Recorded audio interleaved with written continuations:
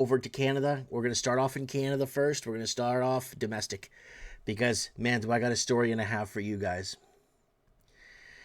China's foreign minister to visit Canada next week for the first time in 10 years. So what does this mean, guys? This means a lot if you are a real estate owner in Canada. And I'll explain why. There he is right there. There he is. This man's coming to Canada. Yes. This man is coming to meet our foreign minister who is a foreigner. It's just really weird how a Canadian doesn't want to work as a foreign minister in Canada. It's so weird. Like, I'm so bizarred by this country. So the Chinese foreign minister is coming to see the Canadian foreign minister who is a foreigner in, I don't know. So there it is right there. So Vancouver's China foreign minister will visit Canada next week for the first time in 10 years. No one cares. But let me show you why this is important, especially if you own real estate. Because this guy came 10 years ago. He's correct. And we covered this on Trends in the Housing Market back in 2016. Canada wants more Chinese workers, students, tourists, says immigration minister. Why? Because they buy our real estate. And visas have been increasing from China to 500,000 per year, and that was 10 years ago. There he is right there. Look at him there 10 years ago. Look at him there 10 years ago with Trinica. Sitting beside Trinica here. I wonder what kind of colored socks he's wearing over here. But Trinica's there beside the beautiful China flag, ready to embrace it. But unfortunately, what happened with this is that they just brought in more. Now, you're going to go to StatsCan. And you're going to say, there's not even that many Chinese coming in. What are you talking about, Mike? 500,000 per year. The Chinese investors or investors that come, into the country, money launderers, whatever the hell you want to call them, they don't get reported to StatsCan as immigrants because they're investors. So Canada's sitting on about 6 million Chinese right now. 6 million. And Canadians are outside of Canadian usage of food banks skyrocket, and every office, business, banking institution, Canadians outside begging for money. That's the most pathetic, stupid thing I've ever seen in my whole life. The people of their own country that built the country and fought the wars are outside begging for money. And they don't get pensions and they're offered maid. So here it is. So if you're a homeowner, you may be in luck. Because this deal right here with this guy is about bringing in more Chinese to Canada. They were bringing in 500,000 a year for, 7-8 years. And they want to push for more. And they bring money and they buy real estate and they leave everything empty. And that's what's happening. And, of course, Canada would be in a recession without money laundering. That's our favorite article here from Better Dwelling. And that was May 13, 2019. We covered this. And this is why they had to pull the trigger on a pandemic. We told you guys it was just so out of control. The money laundering in the billions. It's estimated 2.4 to 2.6 trillion from 2010 to March 2024 in Canada. And Chinese do this kind of stuff in Canada. No Canadian hires for years a Chinese-owned BC mine. Canada's anti-money laundering agency isn't serious about real estate. It is serious about real estate for Canadians. Because when I had to buy my home that I live in now, I actually had to make sure I wasn't laundering money. The money laundering thing is for Canadians, not for foreigners to bring in money. It's for Canadian people. I had a gentleman that sold his house in Vancouver and wanted to buy a house up here. And he had a really tough time because he had to go through so many channels to make sure he wasn't laundering money.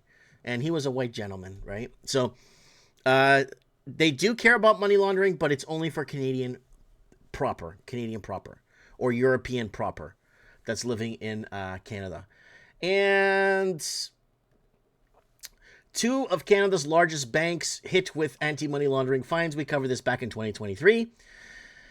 And that's just how it is. That's how Canada's economy is built off money laundering. And again, we told you guys a man named Mark Carney is coming. And I'm wearing the same hat I wore in that video back, in 2024. Here it is. Bring this up to you guys, especially for people living here in Canada. I want to make this really clear. Americans, wake up to this. Ear open on this one. The Liberal government next year, is going to work really hard to fix this next election. Oh, we know that, Mike. All elections are fixed. Let me explain to you what's going on. There's a guy named Mark Carney, and he will become Canada's next prime minister. He will become Canada's next prime minister, and I'll tell you why. It's because he was the governor of the Bank of Canada from 2008 to 2013. Carney led Canada's central bank during the 2008 financial crisis, the financial crisis. He implemented policies that helped Canada use its housing market to prop up Canada's GDP. See, Canada doesn't fabricate or export things like they used to. Canada's GDP is heavily dependent on real estate, housing, right? And Mark Carney found a way for China's capital flows to enter Canada and price out our own middle class. Bidding wars that started in 2011 created artificial shortages, and wages are not tied to real estate. And that's something we've been very vocal about on this channel for almost 15 years. The wages are not tied nowhere near to real estate, average wage earners, right? So it got to a point where people had to save for 30 years to put a down payment on a one-bedroom apartment. Now pay close attention, folks, because I really want to share this. This is a very important message that I get this out. So here it is. And we told you 8 years ago. What did we say 8 years ago? Canada is wide open. CCP, launder your money here in our housing as China clamps down on capital flows. So Mark Carney knew that there was a lot of money leaving China. He knew that. And he wanted... So that's that, folks. If you want to watch the full video, we explain it. Then he goes to the Bank of England and does the same thing. And another thing out of Canada I wanted to share with you guys is this. Toronto mayor that no one voted for. Olivia Chow confirms she is running for re-election. There she is. She's running for re-election. And we got into we got a video taken down on Facebook because of her. Because of a photo. Well, because of a video I made. It's kind of interesting here. You're going to want to watch this. You're going to want to watch this. So what happened with this Olivia Chow was... Okay. So after the election, when she won mayor. There's the necklace. She's wearing the necklace. It's an official government page. It says right here at the bottom. It's all verified and everything. She only has 1,100 followers. So on our channel, we made a funny video about 3-4 minutes long.